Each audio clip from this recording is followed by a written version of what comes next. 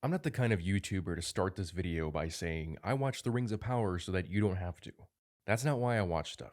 I watch stuff for my own enjoyment, and despite how garbage the first season of Rings of Power was, I wanted the season to be good. But in every area where they went wrong and could have improved, they instead decided to double down.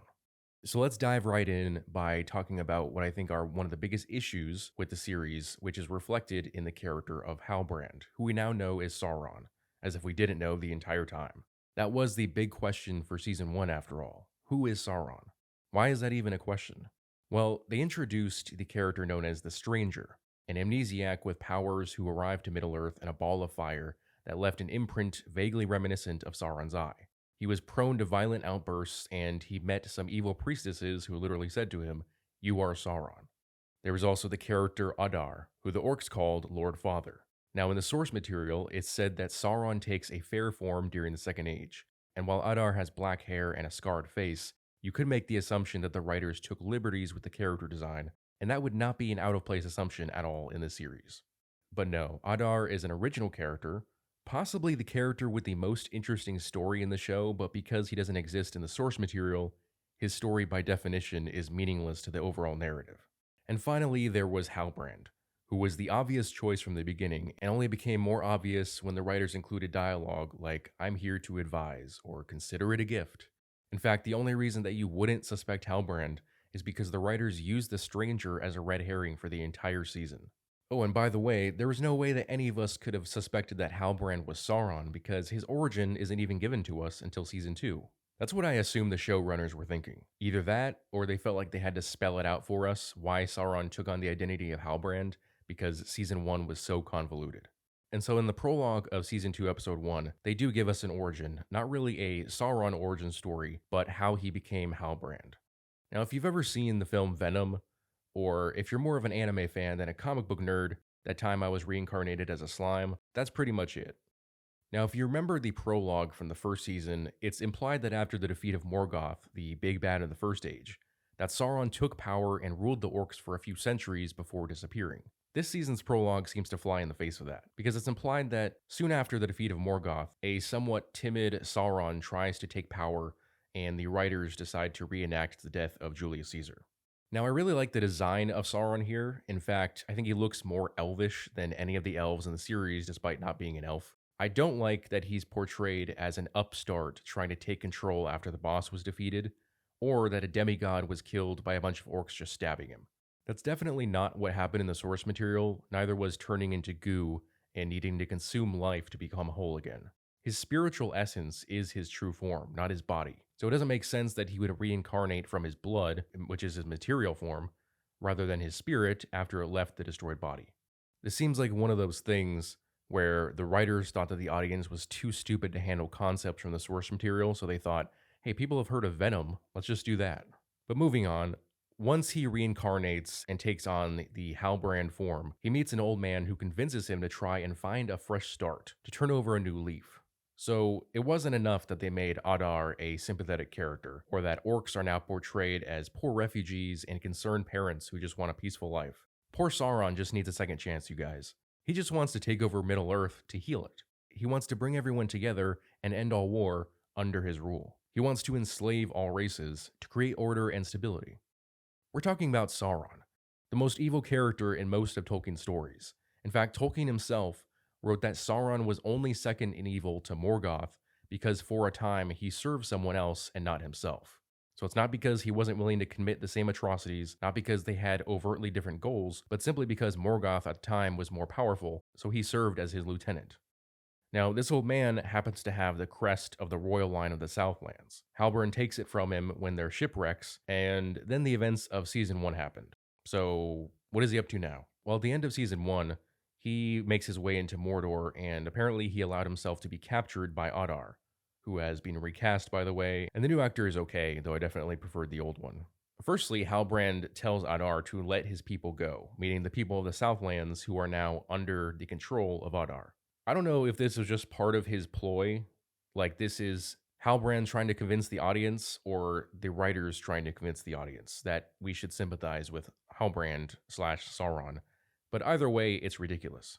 though he does end up being able to convince Adar to let him go so that he can quote unquote search for information on Sauron. He tells Adar, I don't know where Sauron is, but if you just let me go to the elves, I'm sure I can find that information for you. And Adar buys that story. He's like, oh, well, you've seen our camp, you can report on our location, but sure, we'll let you go to the elves. And so Halbrand goes to Eregion, obviously not to help Adar, but to create more rings. And remember at the end of season 1, when Galadriel told Celebrimbor not to treat with Halbrand anymore. Celebrimbor listens at first, telling Halbrand he isn't welcome. At first, Halbrand refuses to leave.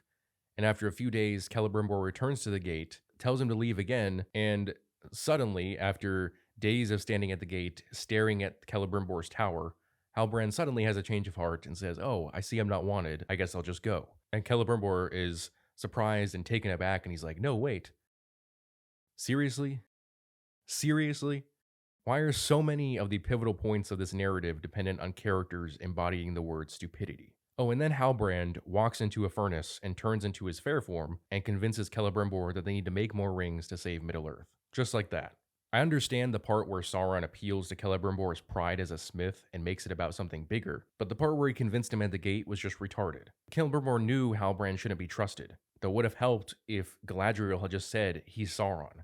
So much depends on characters just not sharing basic information with each other. Which leads us to the elves, who use the 3 rings to fix the forest, but at the cost of each of the wearers having terrible visions of the future. But even then, they keep wearing them despite the warnings from Elrond and the knowledge that Halbrand was Sauron the entire time. Information that, surprise, surprise, Gil-galad and Elrond had to pry from Galadriel, who, like a diabetic after eating a roll of Oreos, only understood the danger after the fact, but feels guilty enough that they don't want to admit it. Galadriel spent the entire first season hunting Sauron. This led her to reject the light of Valinor and jump ship who knows how many miles from shore thinking that she could swim back. She ends up in Numenor and convinces them to send an army to the Southlands because Sauron might be there. They defeat some orcs. Halbrand teaches Celebrimbor how to make the rings, but then Galadriel checks Ancestry.com and realizes, hold up, wait a minute, something ain't right. This suspicious guy who outright told me that he wasn't king of the Southlands isn't king of the Southlands. But that wasn't obvious enough to her or the audience, the writers thought, so Halbrand communicates to Galadriel through visions that yes, he is in fact Sauron. Now you'd think she would try to find him and kill him. She doesn't. You'd think she'd tell somebody that Sauron has returned. She doesn't. The most she does is tell Celebrimbor that they shouldn't treat with Halbrand anymore. She still called him Halbrand. But let's go ahead and make those rings anyways. Elrond is one of the few characters on the show written with common sense. He realizes something is wrong and takes the rings to warn Gil-galad.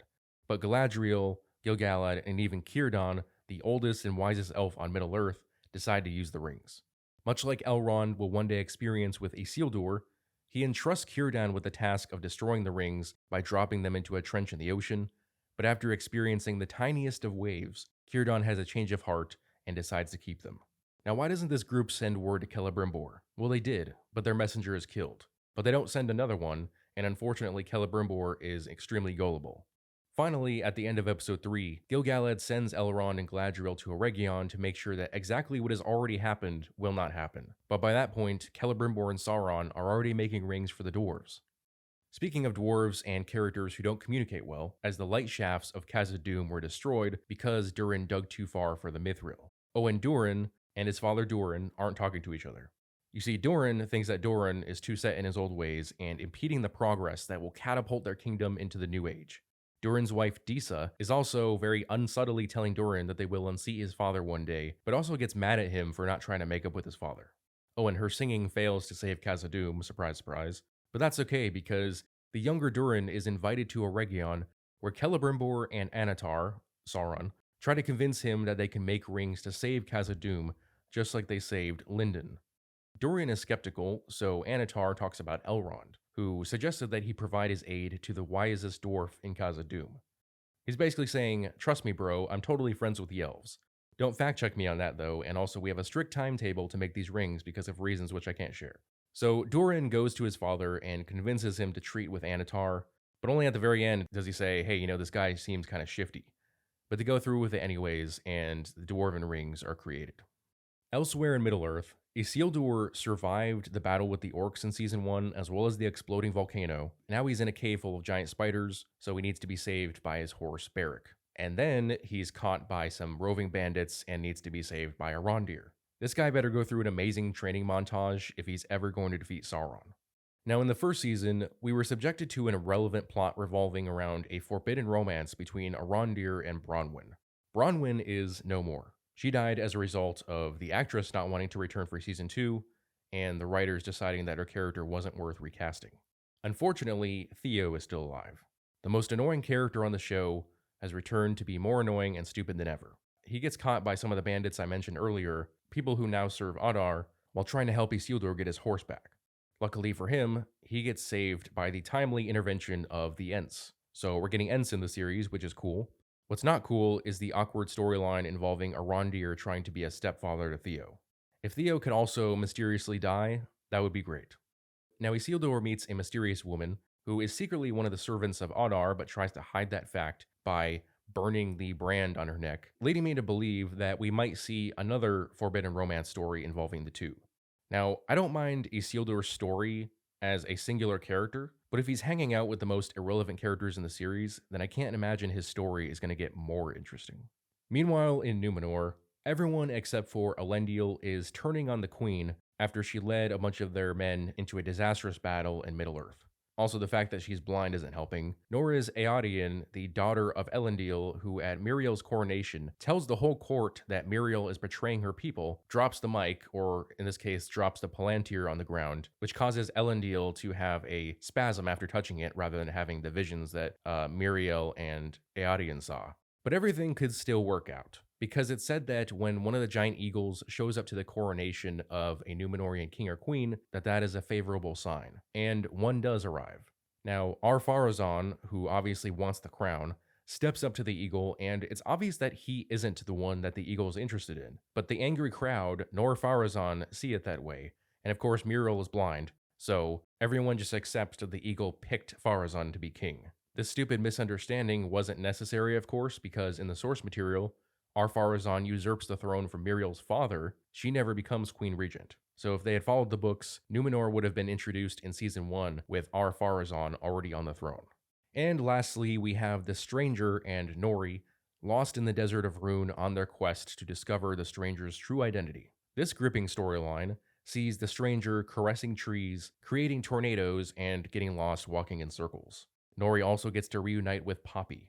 Now, this isn't like Samwise jumping into the river after Master Frodo, but she does coincidentally have a map telling them exactly where they need to go. Curious as to why she didn't give that to them when they left, but whatever. And those priestesses from season 1, they're working for an evil wizard in Rhûn. Now, tell me what you guys think, but this guy kind of seems like Saruman. And if it is, I'm going to be extremely frustrated, because in the source material, it's the two blue wizards who went to Middle-earth before Gandalf, Saruman, and Radagast, and headed to the east. So, the Stranger and the evil wizard could be the blues, but then why would they show up separately? They're brothers. But yeah, that was the plot of episodes 1 through 3 of season 2 of The Rings of Power. Not great. I'm no longer convinced that the flaws of this series are a result of Amazon only having the rights to The Lord of the Rings and the appendices, because the writers have gone from filling in the gaps of information to contradicting the information in the one source that they have. And if that doesn't say they have no regard for the source material, I don't know what does. But let me know what you guys think in the comment section below. As always, if you enjoyed this video, I would appreciate it if you would hit that like and subscribe button, as well as the notification bell so that you never miss out on a new video. Thanks for watching.